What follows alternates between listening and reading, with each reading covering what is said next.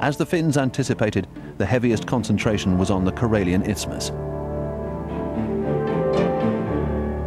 Here, Soviet 7th Army consisted of 12 rifle divisions, 1 mechanized corps, 3 tank brigades, and 12 artillery regiments, which amounted to 200,000 men and 1,500 tanks. What the Finns had not anticipated was that the Soviets would deploy sizable forces all along the 800-kilometer frontier, which ran from the northern shore of Lake Ladoga all the way to the Arctic coast.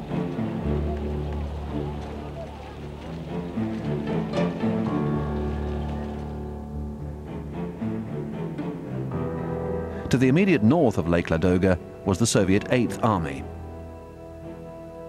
6 rifle divisions and 2 tank brigades, comprising 130,000 men and 400 tanks.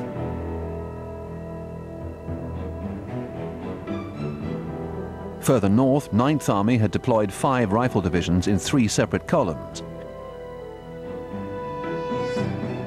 While in the Arctic, 14th Army had 3 rifle divisions. All told, 9th and 14th Armies consisted of 140,000 men and 140 tanks.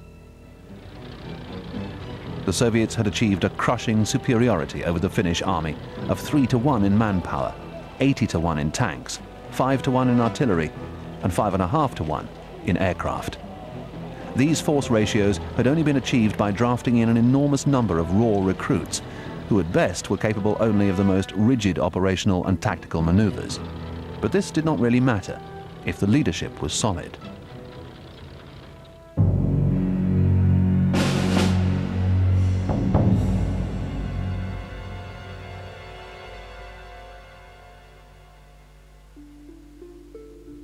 In overall command of operations against Finland was General K.N. Meretskov.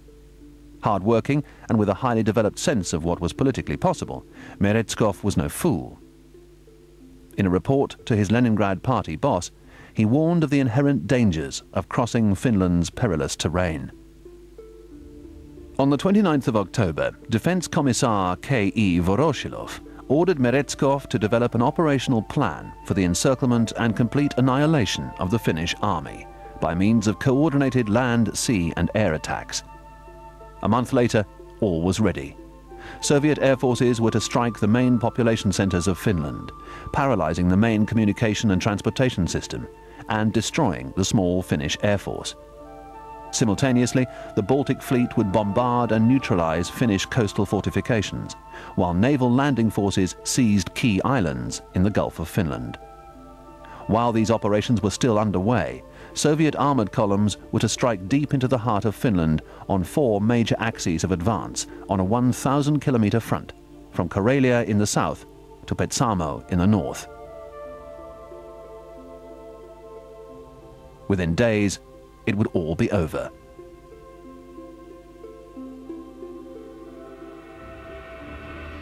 To face this onslaught, Finland had managed to mobilize about 180,000 men, organized into 8 infantry divisions and a number of independent battalions. The main strength was concentrated on the Karelian Isthmus, where 6 divisions of 2 corps took up defensive positions along the Mannerheim line.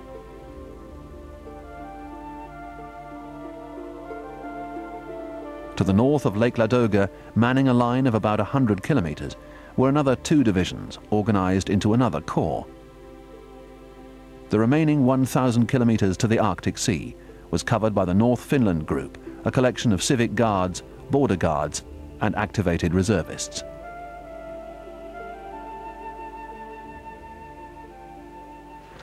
Finnish commanders were to experience 2 very different types of combat: a grinding, attritional defensive battle in the Karelian Isthmus, and a war of rapid maneuver and sudden ambush north of Lake Ladoga. Mannerheim's commanders at the operational level in Karelia were General Hugo Osterman, commander of the Army of the Karelian Isthmus, and his corps commander, General Roald Olqvist, who commanded 2nd Corps, and General Erik Heinrichs, who commanded 3rd Corps.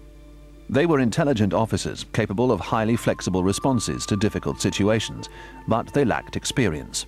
The men disagreed with Mannerheim's argument for a layered defense of the Karelian Isthmus, and were much more enthusiastic about launching a counter-offensive when the initial Soviet thrust had been blunted.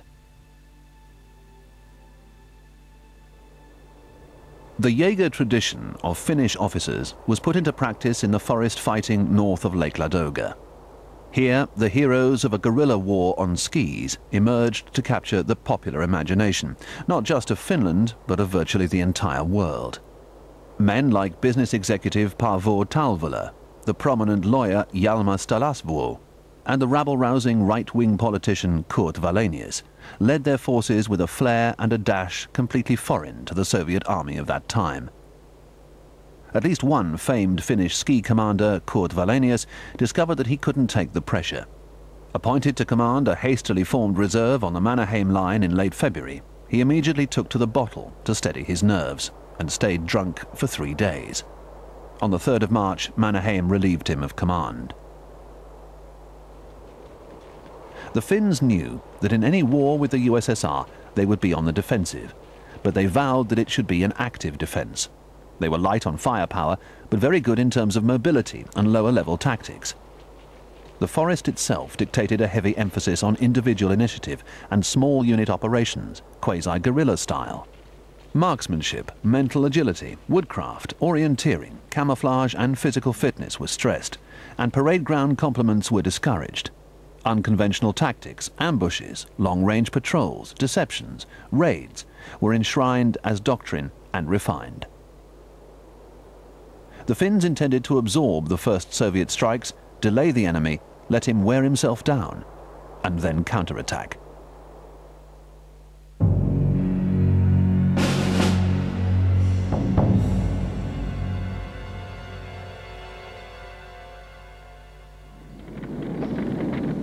Just after dawn on the 30th of November 1939, Russian SB-2 medium bombers attacked strategic points in Helsinki, killing 200 on the first day of the war. Over the next 48 hours, reports poured into Mannerheim's HQ of Soviet attacks from the Gulf of Finland in the south to the Arctic coast.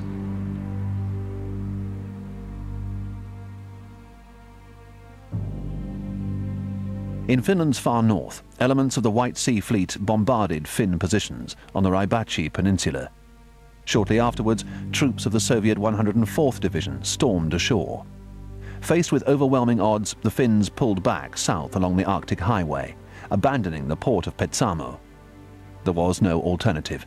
Mannerheim knew that any attempt to hold the port would result in a siege, and he had no way of keeping the garrison supplied. On the 1st of December, the Soviet cruiser Kirov and 2 large destroyers opened fire on Finnish fortifications at Hanko on the Gulf of Finland. Finnish coastal batteries remained silent until the Russian ships were within range, and then loosed a salvo.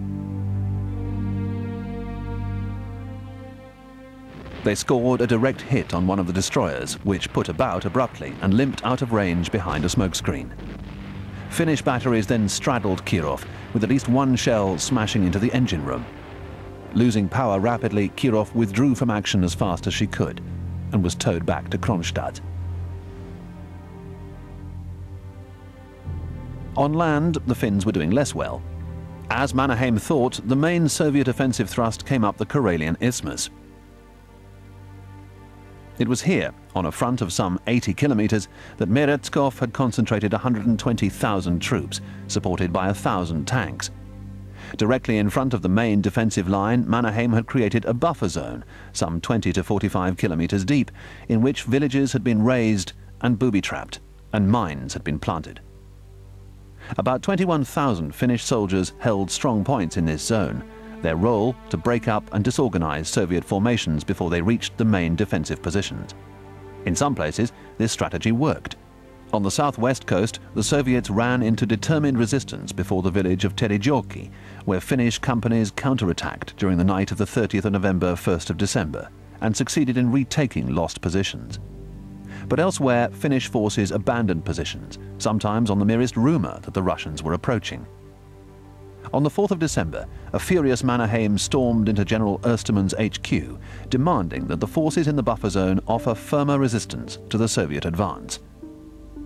Osterman, who regarded the buffer zone policy as too risky for Finland's semi-trained troops, offered his resignation, which Mannerheim refused to accept.